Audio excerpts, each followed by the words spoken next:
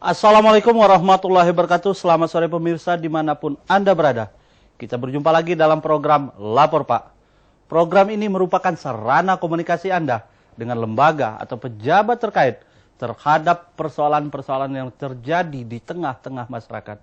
Pemirsa dapat menyampaikan pertanyaan, keluhan dan kritik mengenai layanan publik. Pertanyaan, keluhan dan kritik Anda akan dijawab langsung oleh narasumber kami dari studio kami. Lapor Pak, karena warga harus dilayani. Bersama saya Irwan Marwa, inilah Lapor Pak. Baik, terima kasih pemirsa. Redaksi Lampung TV terus mendapat pertanyaan atau terus mendapat SMS terkait soal bagaimana menjaga kesehatan reproduksi, terutama dari para kaum remaja dan kaum wanita umumnya.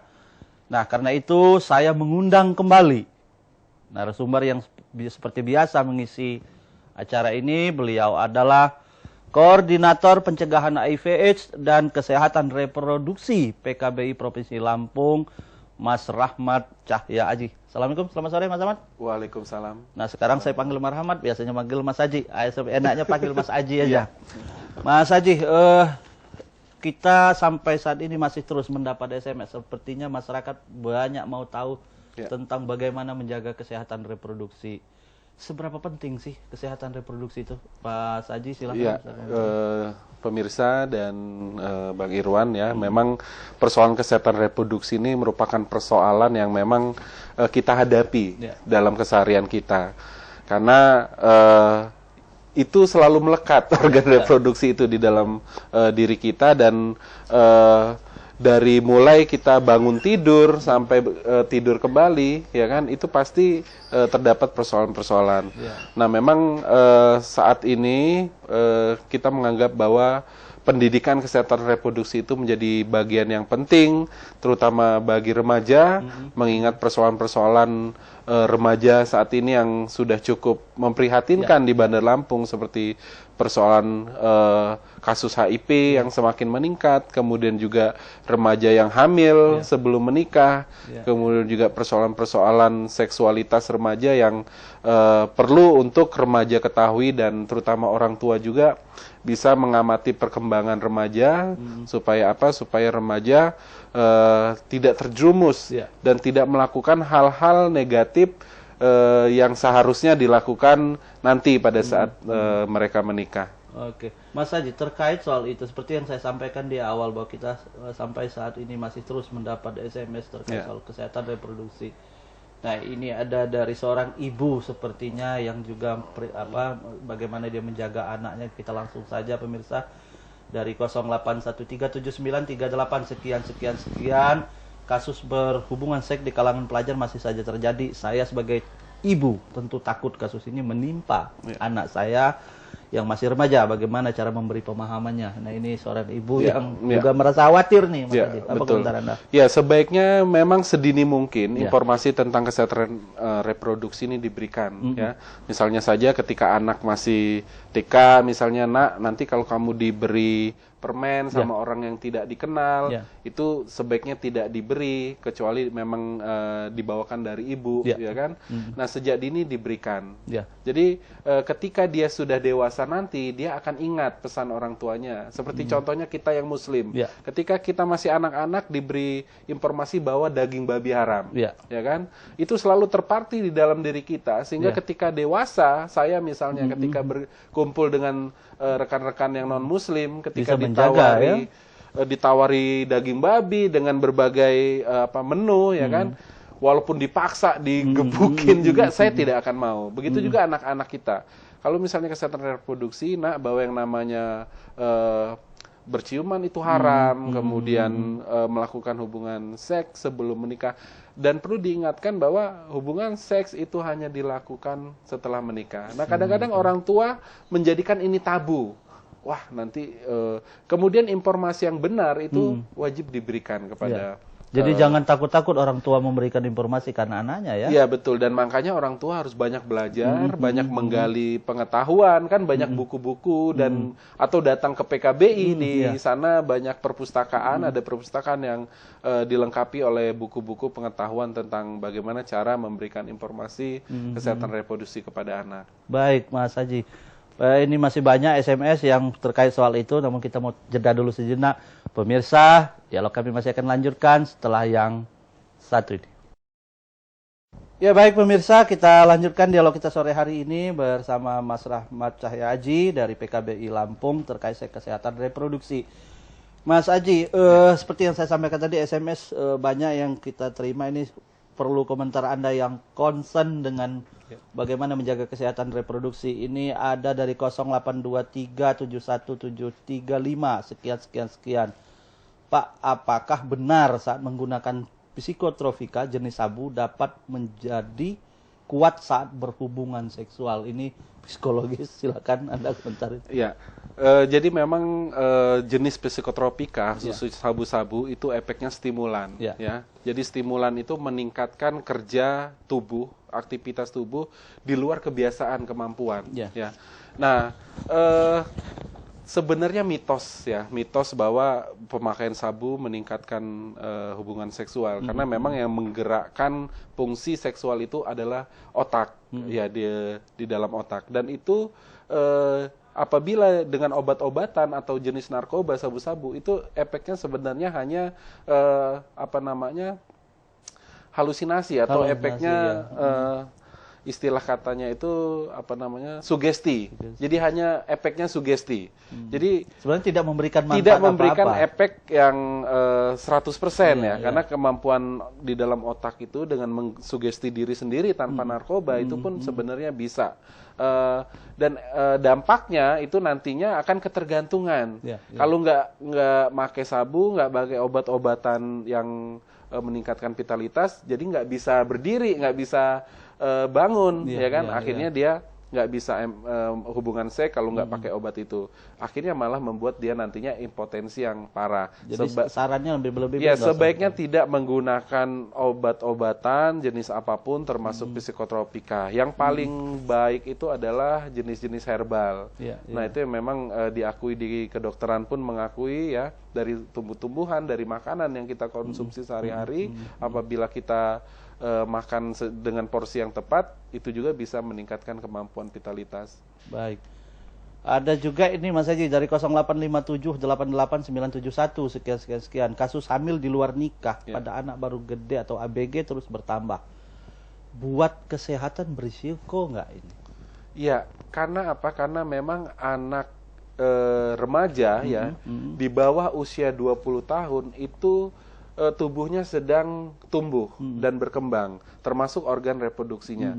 Nah, ketika seorang perempuan melakukan reproduksi, kemudian hamil pada saat usia di bawah 20 tahun, itu banyak resiko, dan itu merupakan kehamilan dengan resiko tinggi. Ya, karena mungkin organ reproduksinya tidak kuat, ya, kemudian rahim juga belum siap, belum untuk menerima calon bayi yang ada di dalamnya, kemungkinan untuk terjadinya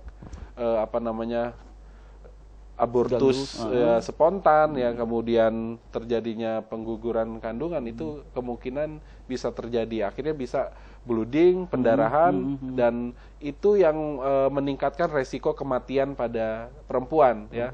Banyak perempuan yang meninggal pada saat proses persalinan karena organ reproduksinya belum siap untuk menerima cabang bayi ataupun melahirkan. Ya, artinya ini perlu berhati-hati ya, karena ini berisiko besar ya. Baik pemirsa, dari 0857888971 sekian. Jadi mungkin ini artinya lebih berpikir lagi ketika akan melakukan hubungan.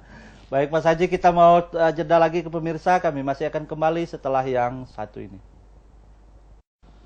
Baik pemirsa, kita lanjutkan dialog kita sore hari ini bersama Mas Rahmat Cahya Aji dari PKBI Lampung. Mas Rahmat atau Mas Aji, lebih akrab saya panggil seperti itu. Dari ini ada SMS, ini soal alat tespek ini dari 0896310020 sekian. saya melakukan tes kehamilan dengan tespek yang harganya sekitar Rp6.000. Yang saya ingin tanyakan, tespek apakah yang paling akurat hasilnya? Ya, yang paling akurat sebenarnya semua produk tespek yang dijual di apotik, di pasaran tentunya sudah dengan melalui uji kualitas ya, tidak akan mungkin dia berani untuk menjual produknya kalau belum dilakukan penelitian maupun uji. Nah, sebenarnya merek apapun itu selagi kita bisa membaca ya aturan pemakaiannya, dan kalau kurang yakin Anda bisa ke bidan atau melalui USG di dokter, itu yang lebih akurat. Dengan melalui pemeriksaan USG kita bisa melihat secara langsung apakah memang terjadi kehamilan di dalam tubuh akan lebih baik langsung ke dokter ya, akan lebih tespek baik. Itu hanya tes awal ya, bisa tes awal. Baik, ada lagi juga dari 0813690022 sekian. Ini kesehatan reproduksi bagi remaja perlu masuk dalam kurikulum. Ini berapa kali ini sudah permintaan ini agar tidak ada lagi kasus menyimpang. Jadi ini memang masyarakat sepertinya menginginkan juga nih, Mas Haji. Apa komentar Anda soal ini? Ya, pemirsa, memang kita di PKBI tidak hanya di PKB Lampung, di PKBI seluruh Indonesia memang sedang berjuang melakukan advokasi kepada pemerintah agar pemerintah memberikan dukungan supaya materi kesehatan reproduksi ini diberikan kepada remaja di sekolah. Karena memang derasnya arus informasi yang negatif ya tentang seksualitas yang akhirnya membuat remaja itu melakukan hal yang salah. Karena tidak ada informasi yang benar. Apa sih resikonya apabila melakukan hubungan seks misalnya? Apa sih resikonya apabila remaja hamil? Itu yang tidak dipelajari. Nah, hal-hal itu ya rencananya PKBI sudah menyusun materinya dan minggu depan mungkin saya akan ke Jakarta bersama dengan tim menyusun yang namanya modul dan juga silabus materi kesehatan reproduksi ini. Kemudian silabus ini, modul ini akan kita coba advokasikan kepada sekolah, dinas pendidikan agar ini bisa masuk dalam kurikulum ya. Mudah-mudahan saya mohon juga dukungan dari semua pihak ya supaya ini bisa terwujud. Iya, baik. Ini juga memberikan manfaat ya. Mas Aji, ini masih ada SMS terkait soal reproduksi dari 0819 97042 sekian. Mau tanya nih Pak, sebaiknya usia berapa ilmu tentang seksual atau reproduksi dikenalkan kepada anak? Ya, sebenarnya kesehatan reproduksi ini menjadi penting sejak dini diberikan ya, karena memang anak-anak pun sekarang ini banyak sekali ya, anak SD pun sudah banyak yang terkontaminasi misalnya narkoba jenis lem, kemudian sudah memakai BB, sudah mulai internetan, ya kan? Jadi memang sudah diberikan filter sejak memang SD dia diberikan filter. Kemudian tentang ketika dia SMP mulai dikenalkan tentang menstruasi. Kemudian tentang bagaimana menjaga organ reproduksi. Oke. Baik, Mas Haji, kita tahan lagi. Kita mau jeda dulu sejenak. Pemirsa, kami masih akan kembali setelah yang satu ini. Ya baik pemirsa, kita masih kembali di program Lapor Pak edisi sore hari ini. Mas Aji, tanpa terasa kita tiba di penghujung acara. Apa yang bisa disampaikan kepada masyarakat untuk menjaga kesehatan reproduksi ini? Ya, jadi khususnya buat remaja, saya berharap bisa menjaga perilaku kita ya. Harus abstinen, artinya tidak melakukan hubungan seks sebelum menikah.